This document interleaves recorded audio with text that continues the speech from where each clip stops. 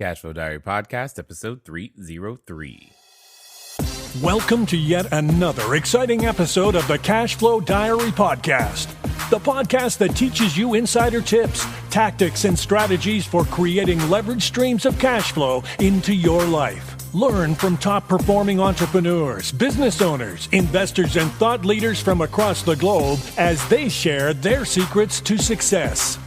Like what you learn on this and other Cashflow Diary podcast episodes? Go to learninvestingnow.com and sign up to receive powerful tips and information that will help you succeed as an entrepreneur and investor.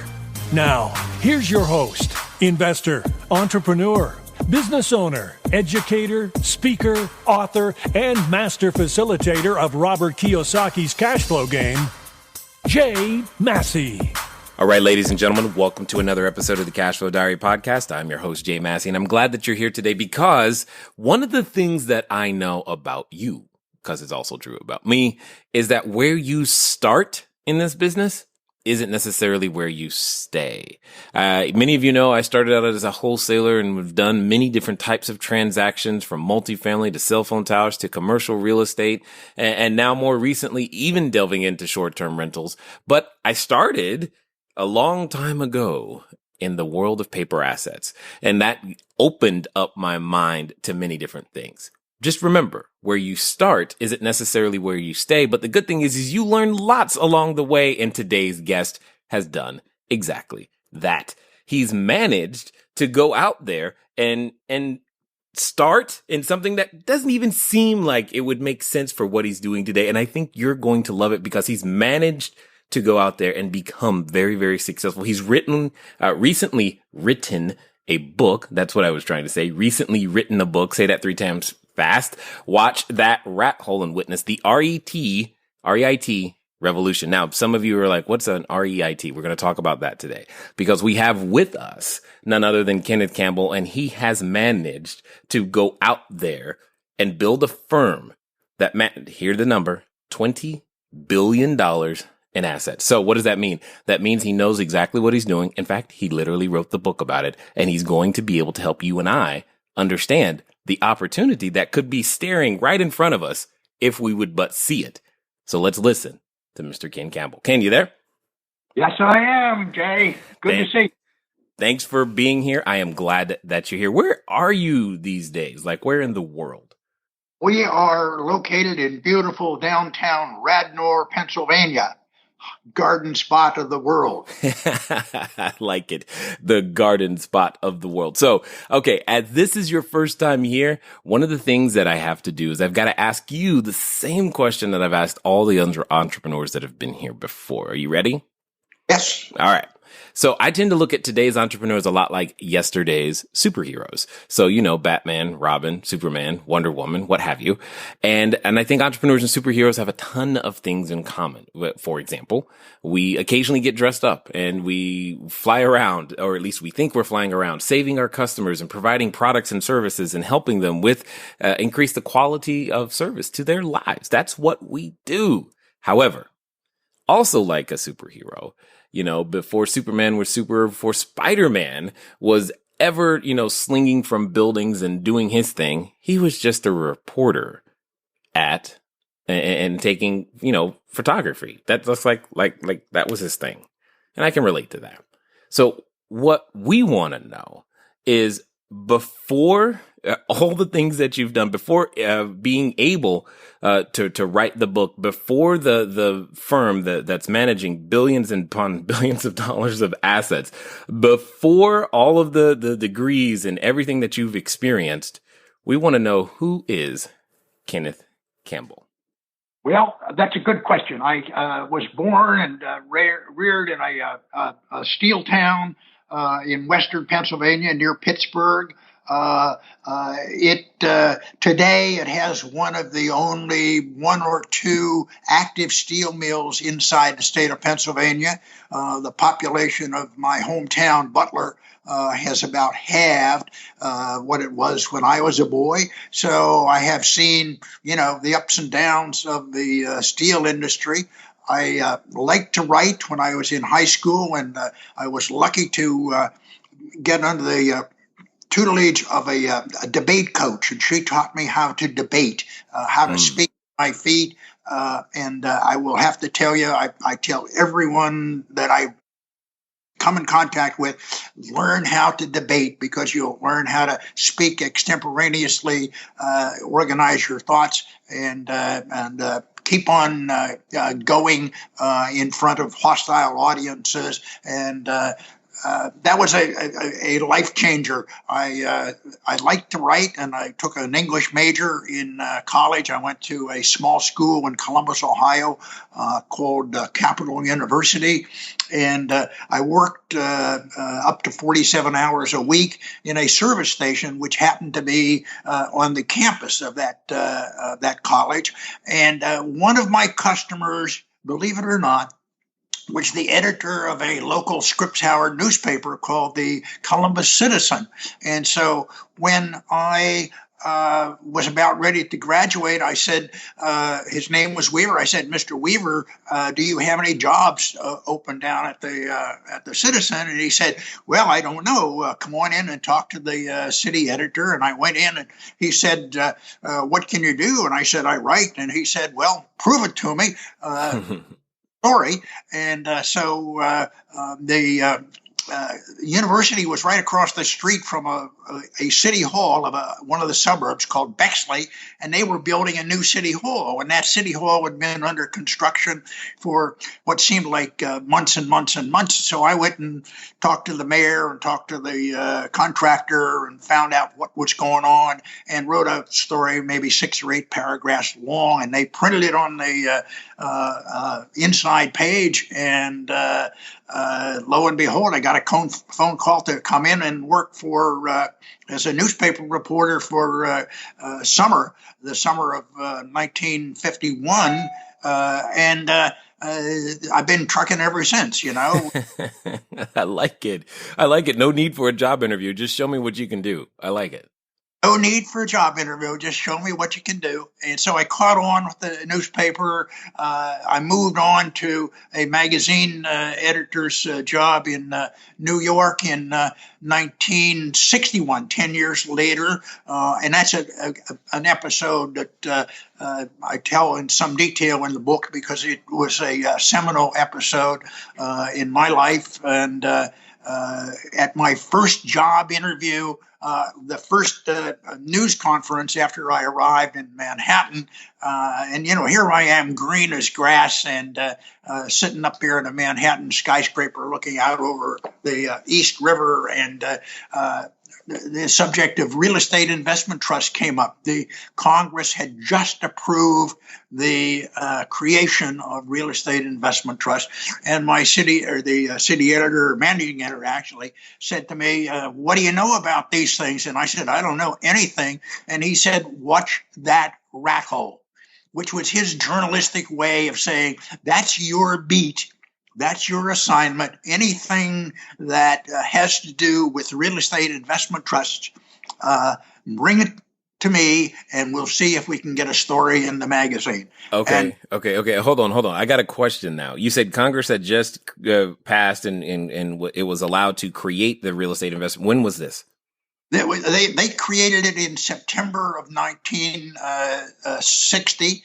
Eisenhower had vetoed a previous bill that created REITs in 1956. So the fate of that bill was really uncertain, and Eisenhower signed it in 1960. And what it did, it would created a class of real estate investment organizations that would be managed professionally, and their shares would be sold to the public and traded on public markets. And the rationale was that this would provide individuals with the opportunity to invest in professionally managed real estate. Very, very much like a mutual fund. A mutual fund passes through all its income to its shareholders, and an REIT, must also pass 90% of its real estate income to its shareholders. So over the years, the REITs have the reputation of providing substantial dividend income to their shareholders, and over the years, about 2/3 of the income, the total return from REITs has derived from that income. So it's an income vehicle. However, in the last 20, 25 years, there's been a significant growth component added. So today, income is still important, but it's a little less prominent than it was back in the 60s and the 70s. But anyway, a real estate investment trust is simply a company that gets 75% of its income from rents or interest on mortgages. And so its income must be derived from the ownership of real estate. And it's very interesting, all these many years later, the Standard & Poor's has decided to carve out real estate as a separate what they call GICS. It's an index measurement. So if you go to the Standard & Poor's website, you'll see that starting in the middle of September, real estate will be an asset class, a separate asset class in the make up the Standard & Poor's 500. Probably going to be around 2.5% of the Standard & Poor's 500, but it's going to be a very, very significant event. So my life bridges, we don't know what these things are until they're now getting a really great recognition in the securities investment world. Got it. Okay. So I've got a question. Since because it seems like there was some sort of controversy over the creation of REITs, if they were vetoed at the beginning, and now that they're in play, in September of 60, what was the general attitude towards a REIT at the time? The general attitude was that that Eisenhower had used was that these are tax-paying entities, and therefore they should be taxable and not escape the federal income tax.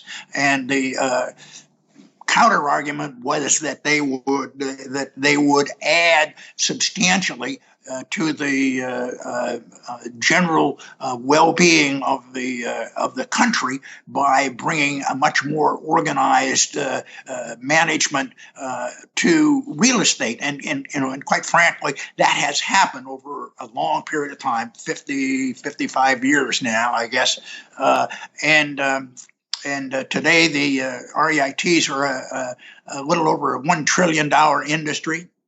There are about 175 REITs out there in the equity side, equity being REITs that own property, and then there are probably another 30 REITs that do mortgage lending in some other fashion. Some are commercial mortgages, and some are residential mortgages.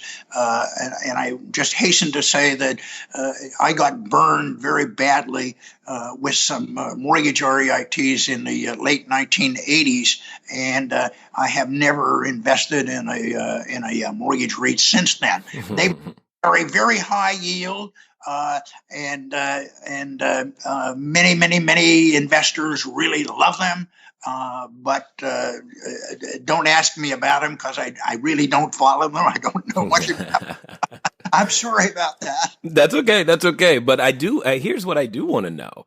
So how do we go from, this first article and to eventually having your own magazine, et cetera? How does that happen? Well, okay, that's a good question. The magazine that I joined was sold, and I got a nice little severance pay.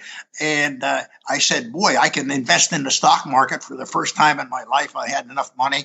And so over a period of 5 years, starting in 1964 through 69, I tripled my money. And I tell all the details down to $1 in the book, incidentally, so that people will not be mystified. And I convinced myself that I really knew how the housing business, which is where I had spent my time, was going to come public. There were a number of home builders came public at that time, that I could really be the world's greatest investment advisor in the housing business. And so my wife said to me, that's okay. I just put aside 1 year's salary so that I can put food on the table. And so I did that.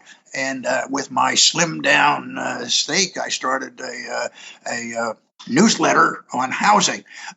Almost immediately, a category again called the Mortgage Real Estate Investment Trust started really getting hot on Wall Street.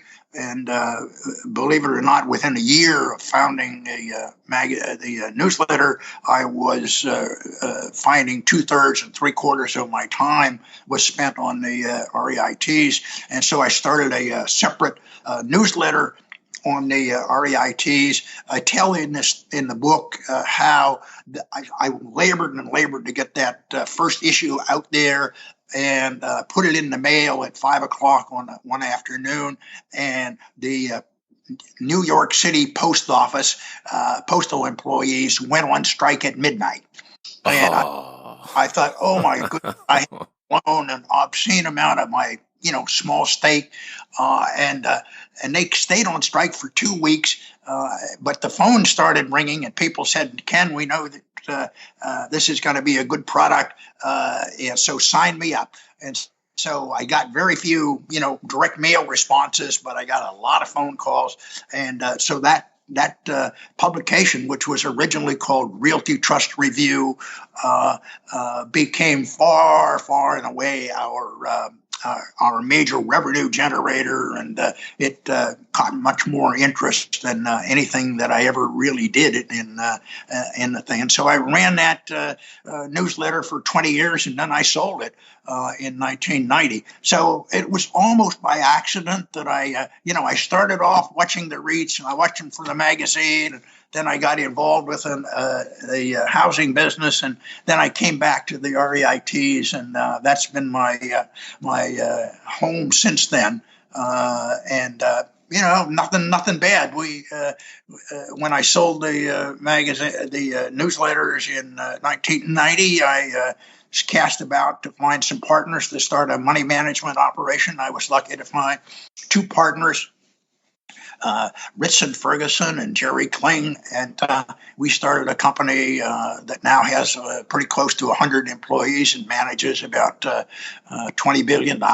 So my life has been, and it's substantially all in real estate investment securities. It's a global firm. We have offices in London and Hong Kong and Tokyo and Sydney. So it's been an enormously rewarding life. And I just, I look at those 100 fellow employees and I say, boy, that's my business family. We just love every one of them. Got it. Now, I've got a question for you because I think you're going to have a very interesting perspective on this. What would you say to the individual or individuals who think that, that success or their business is supposed to quote unquote happen overnight or quickly and all these other things? What would you say to that particular individual or someone who might think that, oh man, it hasn't happened for me yet? Well, go ahead. I just say it doesn't happen that way. Number one, you mentioned quality of product. We just always tried to put out the best doggone product we had that we could figure and lay it all out there for our subscribers because they were, providing the money. And I think that they liked it. Generally, we had some disagreements on a couple of issues on disclosure and accounting with some of the subscribers over the years, but we just felt we had to be very true to ourselves. We published, as I say, I had the housing newsletter and the REIT newsletter. So we published a weekly newsletter every week. So something was going out of our shop every week to a list of subscribers. The REIT subscribers were much bigger than the housing newsletter, but I had come from the housing business, and the housing business was still good to me, and I knew a lot of people there. So I kept that business going. And then in 1990, a thing called the fax machine was coming in. And the business of a paper newsletter started to be very, very difficult. And I didn't really want to make the capital investment on switching from a printed piece of paper to a digital function. So I sold it to a chap, and he sold it to another chap, and that chap still maintains it as a very, very vigorous email newsletter. It's still there today. It's not got the same name because he's put his own stamp on it, but he operates out of Northern California, and he does an excellent job. Keeps everybody really hopping. Nice. Well, since you bring up technology in terms of the fax machine, I'm going to ask a couple of questions. I'm actually asking in one sentence. I'm going to ask 3 questions because I'm kind of curious as your perspective as to how these 3 things in particular affect either REITs and real estate and just the markets today. So we've got, and you can take them in any order. We've got the idea of crowdfunding. We've got the idea of the sharing economy with things like Airbnb. And then we also have Brexit. So you can take those in any order you'd like, but I would love to hear your thoughts on how any one of those 3 things affect everything as we know it today. One of the greatest things about, history is that it kind of repeats itself. And you probably are picking up on that. And what's really cool is that there's a resource that we can all tap into to find out what might happen in the future by examining the past. And there are some people that lived it. And I don't know about you guys, but what it comes down to is oftentimes every time we go out there to be an entrepreneur, we're trying to predict and make the future. One of the best ways, if you are ever concerned about making a mistake and you want to know what not to do, I think one of the best ways that you can avoid a lot of those mistakes is to go out there and gather someone else's experience. Speaking of experience, feel free to pick up a copy of CashFlowDiary, the book. CashFlowDiary, 10 Steps to Creating Wealth in Any Economy. All you got to do is go to CashFlowDiary.com/free book. Again, that's CashFlowDiary.com/free book. Now, let's find out what he knows. Let me start with Brexit because it's the one I think I know the most about. Brexit, I think, is going to decrease demand for office space in London for the next couple of years, and that's not a bad thing. London, if you look at the vacancy statistics, you'll see that London had come from a relatively high, and I'm going to say in the 10% range, vacancy in their office buildings, both in the city and then the East End, which is over toward the Palace and Hyde Park, and that occupancy had been trending down fairly dramatically, and our London office had said that we're going to be a number of new buildings built because things were getting tight. I think that the Brexit is going to mean that investors are probably going to postpone or maybe even scrub some of their projects. And therefore, I think it's going to be good from the landlord's perspective in London. However, I do think that some of that money is going to come to the United States, primarily to London or to New York. And New York is going to be a much, much stronger global financial capital. London and New York had been sort of duking it out in my mind, and I think this is big help to New York, and we're happy because there are a number of REITs that are very substantial landlords. About 20% of the office space in New York is owned by REITs right now, and I think that probably will move up a tad as we go forward in the next 5 years. But the thing I sort of see is that it's probably going to be good long term for Great Britain to be more on its own. But I think it will be some really transition for that country and its real estate companies. The UK had legalized the REIT status about maybe 10 years ago now. And I should say that there are about 3 dozen countries around the world that have now legalized the REIT status. So it's a very big thing internationally. The United States is only about 40% of the total REIT universe anymore. So Brexit will have some impact. And it will, I think, slow things down a little bit. It probably will help Frankfurt, which is, I think, sort of the major financial capital of the continent, and that's probably going to be good for Germany.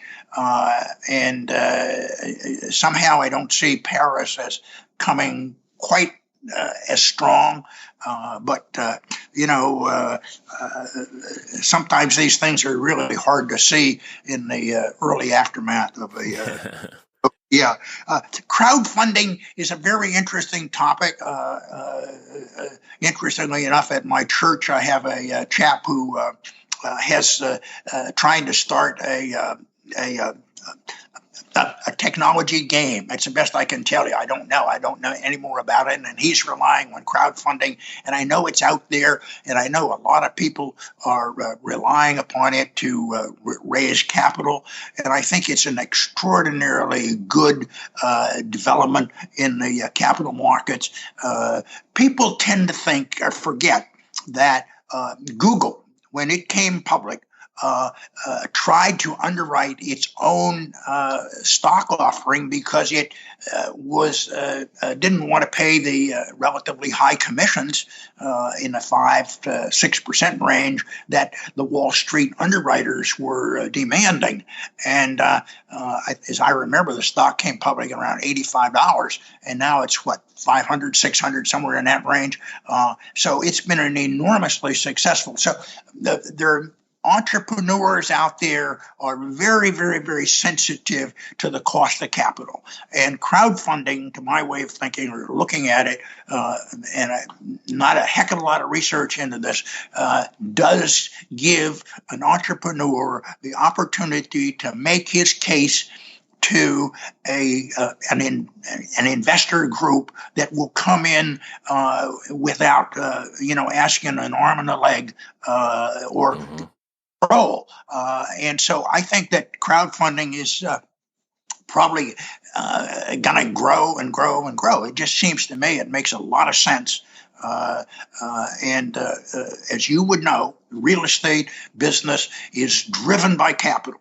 And so far as I know, there is no real estate crowdfunding site or organization out there yet. But if I were young, I would certainly look at the opportunities there, because I think crowdfunding has a substantial impact on the potential to change the entrepreneurial direction. The United States has been, I think, the biggest and best proponent of creativity and entrepreneurial drive. I think our IPO record is like 3 times that of Europe, and we need new ideas to come along. The third idea, and this is, the sharing concept in the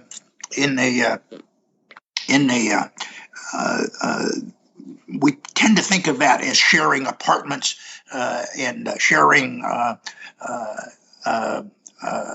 automobiles, Uber and Lyft, and on and on and on. But I tend to think that the sharing of space is probably going to be a much more dramatically impactful thing on down the road. Obviously, Uber has some, and Lyft have some impact. I read today an article that one of the very large REITs called Equity Residential, which interesting enough is controlled by Sam Zell. Right.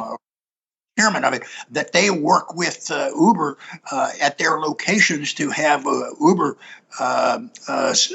cars almost at the beck and call of their tenants, because they see that as a way to make more services to their tenants, make it easier and happier for the tenant to get a ride, and they don't have to own a car. So I think that's a very substantial thing that's out there. The name that was coming to my mind is WeWork. There have been, back since the 1970s and 80s, there have been these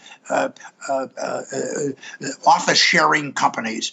I think the biggest one that I'm aware of is Regis.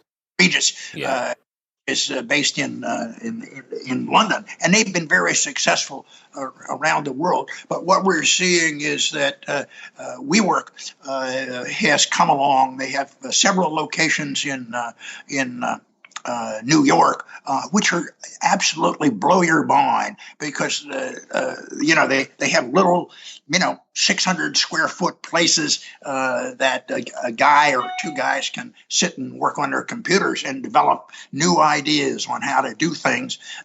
And so we work, and then another REIT called Vornado Realty has started doing I think they just opened it within the 30 days, called We Live, which is an offshoot of the WeWork in Washington, D.C. And they were talking on their conference call about a week ago that the rental was just out of sight. I think they rented 42 or 45% of the spaces that they put on the market within a month or 2 months. It's just amazing. So I think that I'm enthusiastic about these sharing of resources, because I think we're getting to be into a world where we need to make more efficient use of all of our resources.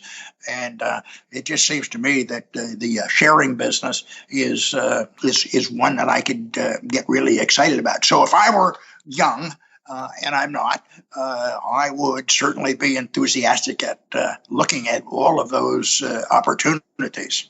Well, and you're hitting on exactly where I was headed with this question. Is I'm wondering how similar do these things look to you, where when REITs were just first getting started. There seems to be a parallel to me as I listen to you. There is.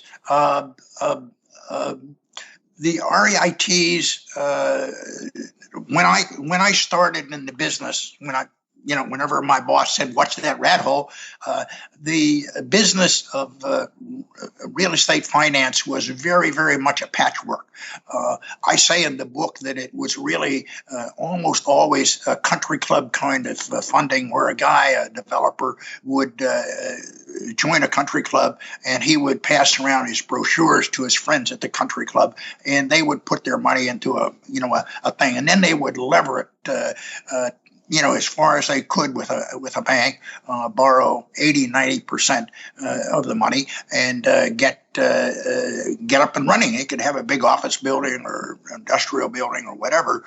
So that was the way. The REIT business essentially began flourishing when the REIT executives said, we will limit our debt leverage to 50% of the value of the property portfolio, and they have very well maintained that. There are a couple of exceptions along the road, but today, instead of 75 to 90% leverage in the real estate business, you see around 50%. Actually, the average is more like 40% in the REIT industry. And I think this has given real estate a stability, and that's why the REITs have grown, because they've proved that they're a stable source of income, but they're also a stable source of longer term growth.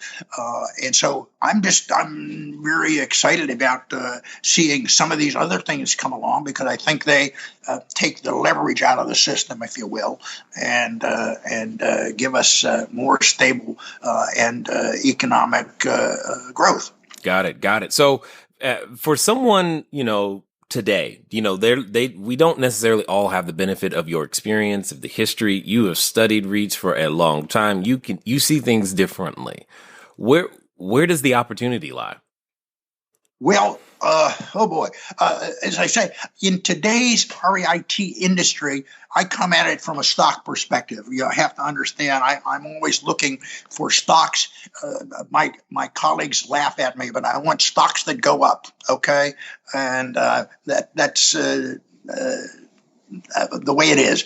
And I'm looking at the industry today, and we have a little over 24 of real estate investment trusts that are over $10 billion in equity market capitalization. That means they're probably about $15 billion worth of real estate assets at the minimum. Some of them are, knocking on $100 billion. And what I'm seeing is that it is just impossible to manage that many assets. And I know real estate assets need, tender loving care every day to take care of the tenants. That's an understatement. Yes. Need tender loving care to maintain the properties. Make sure the parking lots are swept out and cleaned up after a snowstorm or whatever happens. People are not going to rent space in a building that is, looks like it's unloved and neglected. So anyway, I see these spinoffs, and I sort of made an interesting study of the spinoffs. The spinoffs tend to be what I would think of as problematical or unloved and maybe even orphaned kind of assets. And let me just give you an illustration that is in the market right now. And, okay. You can sort of see what is happening. There's a very, very large healthcare REIT called HCP Inc. It used to be called Healthcare Properties. And so it has developed a great portfolio of hospitals and other kinds of healthcare assets, medical office buildings, et cetera, et cetera, et cetera. And it had one group of assets, about $5 billion worth of assets, whose growth was dragging it down. And the reasons it's dragging down are somewhat controversial, but I just take it as a question that this group of assets was dragging its growth down, and they were all skilled nursing facilities, what we would maybe in an earlier day call nursing homes, and the economics are not all that great. There's a great deal of federal and state regulatory pressure on skilled nursing facilities. The interesting thing is the number of nursing facilities has declined by about 2.5% over the last 10 years. It's probably the only property type that where the number of and so this group of nursing home facilities has a major master net lease to HCP. The net lease was signed a number of years ago. It was signed under conditions where 8, 9, 10% was probably the interest rate environment. On today, the interest rate environment is 2s and 3s and 4s, and so the net lease needs to be reworked. And so HCP is going to spin off this $5 billion group of assets in a company called Quality Care Properties, QCP, and that's probably going to happen before the end of the year. Now, your readers and listeners can go on the HCP website, and you can find, probably 225 or 30 pages of liberal SEC language that will tell you should never invest in it. But that's the way prospectuses are written. And I would think that the QCP assets are going to be spun off under a new management, a fellow named Mark Ordan, who has a lot of real estate experience and has built a team to manage unloved assets, if you will. And if the history is correct, with almost all spinoffs in the past 4 or 5 years, the market will just sell them off. The stock will come out at X, and it's going to be 15, 20% less than X in 3 months or 6 months. And at that time, I would say we start looking really carefully at QCP, because you've got unloved assets. The net lease is probably going to be redone in some way, and the new management is going to find ways to make that class of assets work. So I'm looking very carefully at the net lease or the spinoffs. There's almost nobody talking about spinoffs in today's world, and so that's my contribution to you, Jay. I appreciate it. Now, get your listeners out there and start digging in to the spinoff, because I think they're a very interesting group of assets in the real estate world. That the second one that you'd want to look at is Vornado Inc., which is basically a New York real estate office and retail owner. It's going to spin off all its Washington, D.C. assets. I mentioned Vornado again because they're doing this creative deal with We Work and We Live. And what those Washington, D.C. assets are going to look like sounds pretty interesting to me. That probably is not going to be it.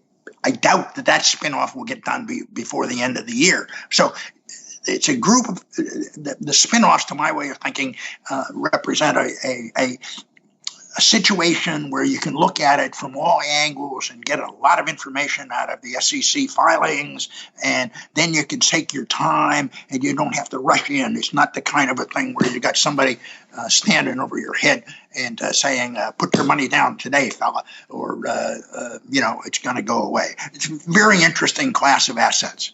Got it. Now, I know that for everyone who's been listening this far, they're intrigued by you. They want to know more. It's clear you know a lot, and it's clear you're willing to share it. So I guess my question is, what's going to be the best way for us to follow up with you, to get a copy of the book, to find out more about what you're doing? Well, the copy of the book tells my story of how I, came from, a sort of a nothing to have, a modest kind of claim on fame. Not everybody is going to follow my days, but to come back to a question you asked, time. Nothing happens overnight. I ran my newsletter for 20 years. It's been 22 and a half years since I came down here from northern New Jersey, where I had lived. And my wife and I have made a great life down here. So for any entrepreneur out there, they've got to think in terms of, 1 year, 2 years, 3 years, 5 years. And the second thing is prep. I worked awfully hard when I was in college, and I worked awfully hard when I was in the newsletter or the newspaper business to understand what it took to make a success out of writing or investing. Put my own money on the line when I was investing in the 60s. So nothing happens overnight. I can't emphasize enough reading. I should mention reading. I have read, maybe 50 books on real estate and so forth. And I just feel that anybody out there with a library card can read and read and read. I call it public library university because I think that public libraries are maybe under a lot of pressure right now. But boy, oh boy, are they important. Yeah, agreed. And so where can we get a copy of the book or find out more about what you're doing? Do you have a website or something? Yeah, it's www.watchthatratHole.com. Yes, ring it up. The publisher is Archway Publishing, and you can buy it from Archway. And the list price is $45.95, something like that. It's 600 pages. Believe me, it's a lot of my friends call it two books in one. I'll call it two books. Figure it as two $23 books. If you can go on Amazon or Barnes and Noble. They have copies of it. At one point, I will say that my wife and I have been really, really, really supportive over the last 20 years or so of an organization that's in Philadelphia here that has until a couple of years ago provided 24/7 care to at-risk youth, primarily off the streets of the city of Philadelphia, but all up and down that Delaware Valley area. And so we've put all the royalties from this book go to the scholarship fund that we have set up, or that has been set up, of the BCS. And you can read that. You can read about that in the book too. We just feel that there's no reason for us to take any money out of the thing. We would rather give that money to the organization and provide scholarships. I watched the program the other night about on John Walsh, and he talked about slavery and where women would be essentially chained in captivity to become prostitutes. This happened to be in Houston, Texas, but it could be anywhere. And we have in our organization and in the network of homes that we run, we have 2 or 3 young women who've just had that same history. They got trapped into prostitution at the age of 12 or 13 and got out of them at 16 or 17. And now they have 1 or 2 children, and they are just so dedicated to get an education to go on with their lives. And so we're just, I bleed with people to help support this kind of thing, because we're just not going to get anywhere in our society if we don't reach out to those people who've just gotten trapped in poverty and bad situations. And so anyway, that's the story of the thing.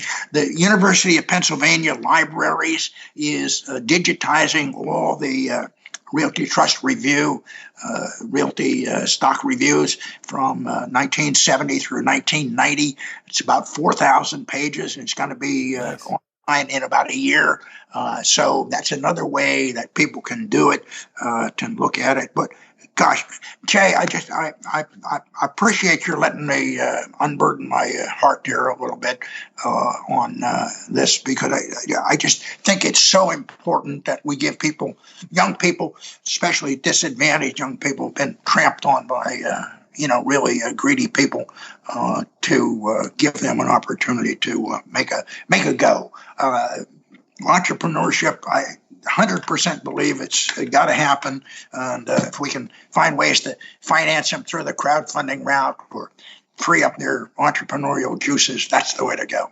Agreed. So here's the final question, because there's a number of people listening, and I know because I get the emails and we talk in our consulting sessions, etc., that they're wanting to become an entrepreneur. They could be standing in front of right now, Ken, standing in front of the superhero outfit store, trying to pick out their outfit, thinking that they actually want to put their toe in the water. Maybe they want to run a magazine. Maybe they want to start a new business. Maybe they just want to do real estate. Whatever it is, they believe that they want to do it. However, they have this voice in the back of their head.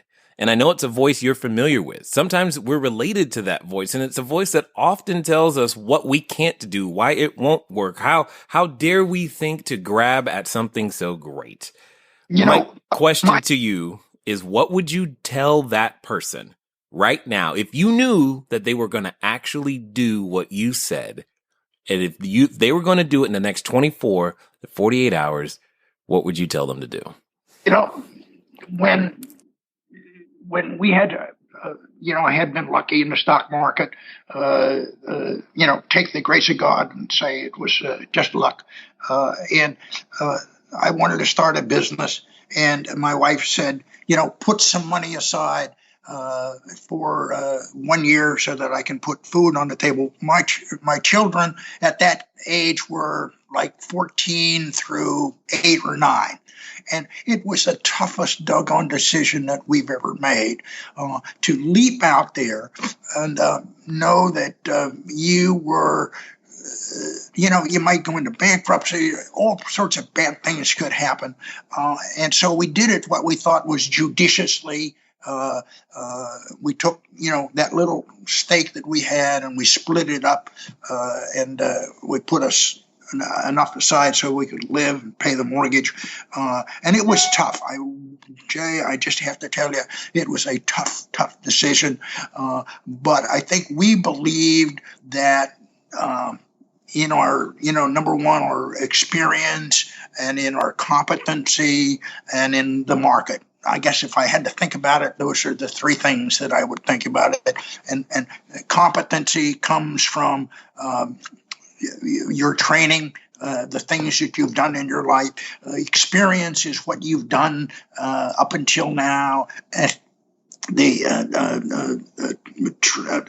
so anyway, we just have to trust in our own selves. There's a higher power out there, and he's going to tell us. There's going to be that little voice inside us that says this is good or this is bad. And so it was a calculated risk. In my instance, it paid off, but I will tell you that there are a lot of people out there that, fail. And I tell my friends, if you fail once, don't worry about it. Go back and do it the second time, the third time, because sooner or later, if you've got that entrepreneurial spirit, that soaring yearning to do something out there, something big with your life, you can do it. And just don't get intimidated by one failure. That's the way I would look at it, Jay.